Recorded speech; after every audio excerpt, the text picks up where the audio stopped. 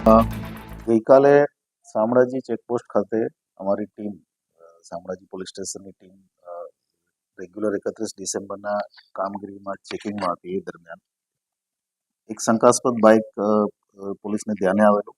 વધારે ડીપમાં પૂછપરછ કરતા એણે ગોળ ગોળ જવાબ આપ્યા હતા, એટલે એને કારણે થઈને આખું બાઇક ચેક કરતા એ બાઇક સવાર જે હતો બિરેન કરીને, એ ઉત્તર પ્રદેશના ફરુખાબાદથી બાઇક લઈ અને 2 દિવસ પહેલા નીકળેલો અને લૂંટના ઈરાદે અમદાવાદની આજુબાજુ અથવા અમદાવાદ સિટીમાં ક્યાંય લૂંટ કરવાના ઈરાદે એ 4 લોકો એક સાથે નીકળેલા અને એમની પાસેથી અમે 3 કટ્ટા દેશી ઇન્ડિયન મેડ ગન અને 18 જીવતા રાઉન્ડ કબજે કરેલા છે.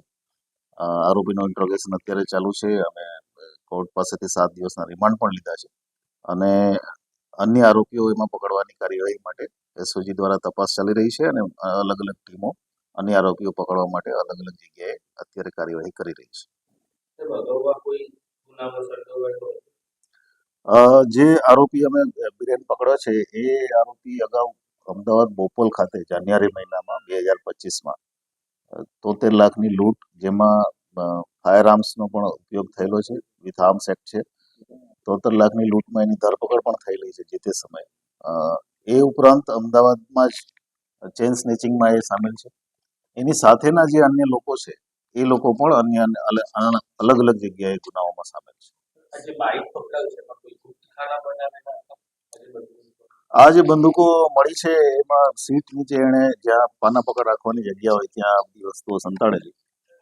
વધારે અગત્યનું એ છે કે આ જે વ્યક્તિ છે એ વ્યક્તિ લાઈવ રાઉન્ડ સાથે નીકળેલો અને કદાચ ઓપરેશન 2-3 દિવસમાં જ, કેમ કે એના મોબાઈલમાંથી ઘણા બધા ઇમ્પોર્ટન્ટ સ્ટ્રેટેજિક જે અમદાવાદના લોકેશન છે કોમર્શિયલ એસ્ટાબ્લિશમેન્ટના, એના લોકેશન અને એના ફોટા અમને મળ્યા છે.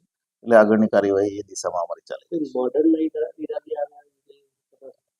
હજી સુધી ઇન્ટ્રોગેશનમાં એવું દેખાયું નથી, પણ એવું બની શકે છે. અમે અમદાવાદ પોલીસ સાથે પણ સંપર્કમાં છીએ આ બાબતે અને જો અન્ય આરોપીઓ વધારે પકડાય તો વધારે ડિટેલ આમાં આવી શકે. અમારી પાસે 7 દિવસ માટે રિમાન્ડ ઉપર છે આરોપી, એટલે અમે બધી ડિટેલ આમાં કાઢવા